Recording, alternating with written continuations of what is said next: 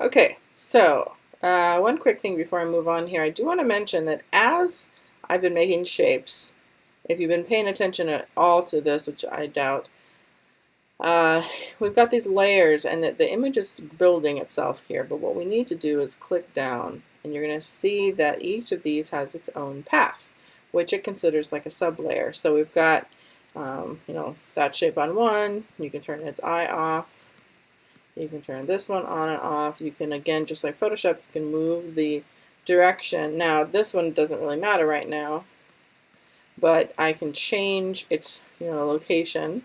So if I want this one behind instead of below, actually that's the same thing. Below and behind kind of act the same. So if it's below, it's behind.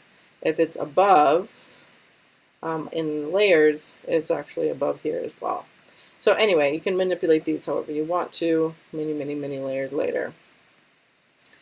All right, so now I'm moving on to the text tool, but I wanted you to see what happens when I make that. So the text tool is a bit more sophisticated here than it was in Photoshop. I enjoy working with it. If you are making logos, this is the program that you use for it because you can manipulate it so heavily. It ends up becoming quite fun to deal with.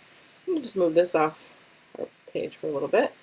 So this artboard, again, I only have one right now, but I might manipulate it a bit later, but for now let's keep it at one. So the type tool here, you can already see, just looking at it, it's more complicated.